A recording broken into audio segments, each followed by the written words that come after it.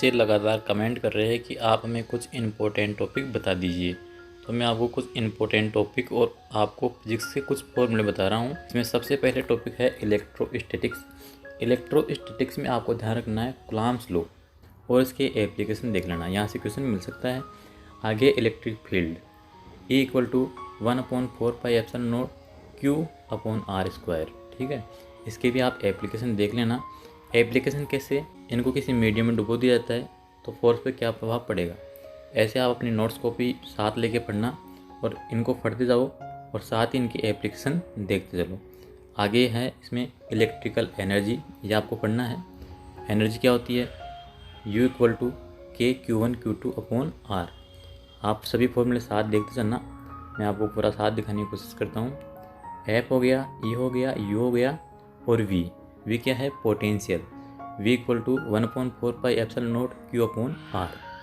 चारों फॉर्मूले आप साथ कंपैरिजन कर लेना और इनके एप्लीकेशन थोड़े थोड़े देख लेना। आगे है V और E में रिलेशन। इसमें आपको इक्वेशन लगा के सॉल्व करना होता है। यह आपकी एग्ज़ाम में, नर्सिंग के एग्ज़ाम में तो नहीं आएगा। आगे इसमें डायपोल मूवमेंट, P क्या होता है, डायपोल मूवमेंट, ये होता है Q × D। आपको यहाँ से इक्वेशन मिलने की पूरी पॉसिबिलिटी है, इलेक्ट्रिकल डायपोल। तो आपको ये ठीक से पढ़ना है और पूरा टॉपिक पढ़ना है इलेक्ट्रिकल डायपोल वाला। आगे चलते हैं, डायपोल पोटेंशियल कितना होता है, ये आपको फॉर्मूला यहाँ से मिल जाएगा। आप डायपोल का पूरा टॉपिक पढ़ेंगे, ठीक है। फील्ड ऑफ डायपोल, ये आ गया। डायपोल में डायपोल कंप्लीट पढ़ना है। डायपोल में आपको टॉर्क पढ़ना है, एनर्जी पढ़नी है और डायपोल जैसे ऐसे दो डायपोल देंगे आपको, इनके बीच में ये 90 डिग्री का कोण दे रखा है, 60 डिग्री का कोण देगा और इसकी एप्लीकेशन आपसे पूछेगा। तो आपको डायपोल कंप्लीट पढ़ना है। आगे है गाउस लॉ और इसके एप्लीकेशन। गाउस लॉ में आपको E और V, देखो आपको E और V के बीच में ग्राफ ध्यान रखना है। आपको यह ग्राफ एग्जाम में मिल सकता है, ठीक है। इस पर मैंने एक वीडियो बना रखा है, वीडियो के डिस्क्रिप्शन में लिंक दे दूंगा, आप देख लेना। कुछ वहाँ पे क्वेश्चन में डाल रखे इंपॉर्टेंट। आगे चलते हैं, आपको E में और V में ये आपको ग्राफ ध्यान रखना है, ठीक है। आगे चलते हैं, आपको बोलेगा खोखला गोला और ठोस गोला, खोखला और ठोस गोला। इसमें आपको E और V का ग्राफ पूछेगा, E और V का ग्राफ पूछेगा वर्सेस R के बीच में। तो आपको ये ध्यान रखना है। इसके बारे में मैंने एक वीडियो बना रखा है, आप लिंक मिल जाएगी डिस्क्रिप्शन में, देख लेना। आगे है ये जो आपको नाम दिख रहे हैं बोल्ड किए हुए, ये इंपॉर्टेंट है, सभी आपको ध्यान रखना है। आगे चलते हैं, कैपेसिटर में चलते हैं। तो आपको कैपेसिटर, दो कैपेसिटर को जोड़ना हटाना वो सभी ध्यान रखना है। आपको ये फॉर्मूले ध्यान रखना है। वैसे इसके एप्लीकेशन कोई पूछेगा नहीं, आपको ध्यान रखना है एक parallel plate capacitor, PPC, parallel plate capacitor, ये कंप्लीट आपको पढ़ना है, ठीक है। कैपेसिटर में एनर्जी कितनी होगी, इलेक्ट्रिकल फील्ड कितना होगा, ये सारा आपको ध्यान रखना है। फोर्स का फॉर्मूला है, ये आपको ध्यान रखना है। कौन से कैपेसिटर में, PPC में। फोर्स क्या होगा, ये वाला होगा। एनर्जी क्या होगी, ये वाली होगी। और इलेक्ट्रिक फील्ड क्या होगा, ये होगा। ये आपको सभी ध्यान रखना है। और दो कैपेसिटर को कैसे जोड़ना है, ये भी आपको ध्यान रखना है। तो आपको पूरी थ्योरी रिवाइज करना है एक बार फटाफट से। आगे चलते हैं, करंट इलेक्ट्रिसिटी में। करंट इलेक्ट्रिसिटी में आपने एक क्वेश्चन देखा होगा, ऐसे डायग्राम बना के। अब इसमें आपको पूछेगा यदि इलेक्ट्रिसिटी इधर से किसी तार से बहती हुई इधर जाती है तो इसमें कौन से डाटा कांस्टेंट रहेंगे। आपकी नोट्स कॉपी में ये क्वेश्चन मिल जाएगा, आपको ये ठीक से देखना है। आगे चलते हैं, एक क्वेश्चन मिलेगा इसमें आपको, यदि तार की लंबाई खींच के बढ़ा दी जाए, इसकी जो तार की रेडियस है वो घटा दी जाए, बढ़ाई दी जाए, तो इस पर पड़ने वाला प्रतिरोध पर प्रभाव क्या होगा, ये आपको ठीक से देखना है। आगे इसमें आपको रेजिस्टेंस है, ये पैरेलल और सीरीज में जोड़ना है। व्हीटस्टोन ब्रिज है, व्हीटस्टोन ब्रिज के आपको एप्लीकेशन भी देखना है। आगे है गैल्वेनोमीटर। और एमीटर। Voltmeter, galvanometer, ammeter. आपको ध्यान रखना है गैल्वेनोमीटर को एमीटर में कैसे बदला जाता है और गैल्वेनोमीटर को वोल्टमीटर में कैसे बदला जाता है। सीरीज में क्या होगा, पैरेलल में क्या होगा, ये सभी आपको एमीटर और वोल्टमीटर में ध्यान रखना है। ये सभी आपको ध्यान रखना है। आगे चलते इसमें।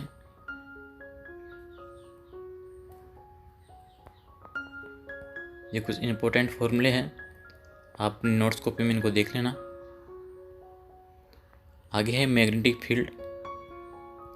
मैग्नेटिक फील्ड में आपको ध्यान रखना है, ऐसा वायर देगा आपको, दो वायर देंगे, दोनों में इलेक्ट्रिसिटी प्रोवाइड कराएंगे। आपको यहाँ पे बी पूछेगा, कभी यहाँ पे पूछेगा और कभी इधर पूछेगा, ठीक है। तो आपको ध्यान रखना है, दो वायर देगा और आपको मैग्नेटिक फील्ड पूछेगा, यहाँ पे हो सकता है, यहाँ पे। तो आपको ये एप्लीकेशन ध्यान रखना है। आगे चलते हैं। ये देखो इसमें बता रखा है B = μ0I/2πd। आपको ये सभी एप्लीकेशन मिल जाएंगे, ठीक से पढ़ना है इसको। और साथ ही बोलेगा आपको ये सोलेनॉइड और टोरॉइड के बारे में बोलेगा। इसमें आपको जैसे फेरों की संख्या, ये n, स्मॉल n बढ़ा देगा घटा देगा, ये सभी इसको आपको एप्लीकेशन पूछेगा, ठीक है। तो आपको ये सारा देखना है।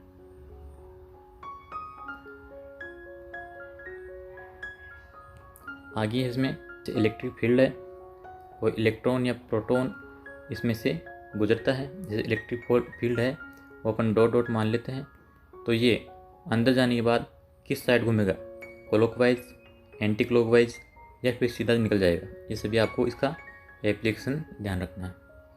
इसकी रेडियस कितनी होगी ये आपको ध्यान रखना है। कितनी होगी इसकी रेडियस, R = mv/qb। ये इसका फॉर्मूला होता है, R = mv/qb। आप अपनी नोट्स कॉपी में देख लेना। आगे चलते हैं। आगे है EMI, इलेक्ट्रोमैग्नेटिक इंडक्शन। इसमें आपको बोलेगा कोई ऐसी सर्किट में यहाँ से कोई लोहे की छड़ प्रवेश करवाई जाती है, तो जो बल्ब है इसकी चमक पर क्या प्रभाव पड़ेगा, बढ़ेगा घटेगा, ये सभी आपसे पूछेगा। इसके अलावा है आपको ये RC सर्किट, LC सर्किट और LCR सर्किट का ध्यान रखना है। इसमें आपको जो ये Z है ये कैसे निकाला जाता है, आप RC, LC और LCR सर्किट ठीक से पढ़ लेना। इसके एप्लीकेशन पे 1 या 2 क्वेश्चन कर लेना। आगे चलते हैं। आपसे ये पावर ही पूछ सकता है, LCR सर्किट में पावर कितनी होगी, ठीक है। तो आप LCR सर्किट अपने नोट्स कॉपी से ठीक से पढ़ लेना। थोड़ा सा ट्रांसफार्मर के बारे में पढ़ लेना।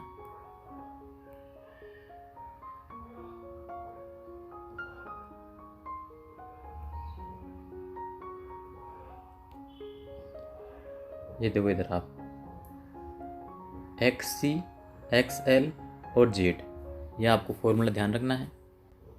आगे चलते हैं इसमें। मॉडर्न फिजिक्स आपको ठीक से पढ़ना है।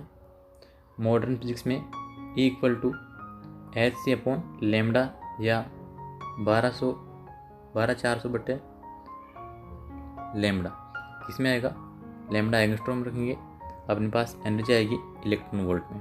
ये फॉर्मूला आपको ध्यान रखना है, 12400/λ, और लैम्बडा का मान अपन एंगस्ट्रॉम में रखेंगे। ये आपको ठीक से ध्यान रखना है। इसमें आपको पढ़ना है हाफ लाइफ और एवरेज लाइफ। इस पर आप 1-2 क्वेश्चन भी कर लेना। आगे चलते हैं। इसमें एक क्वेश्चन है बाइंडिंग एनर्जी का, ये आपको ध्यान रखना है। द्रव्यमान में क्षति डेल एम का फॉर्मूला है। तो द्रव्यमान में कितनी क्षति हो जाएगी, प्रोटॉन और न्यूट्रॉन, इलेक्ट्रॉन, ये आपको एप्लीकेशन में ध्यान रखना है। आगे चलते हैं। मिस्टेक से आपसे क्वेश्चन पूछेगा रेडियस पे क्वेश्चन पूछेगा।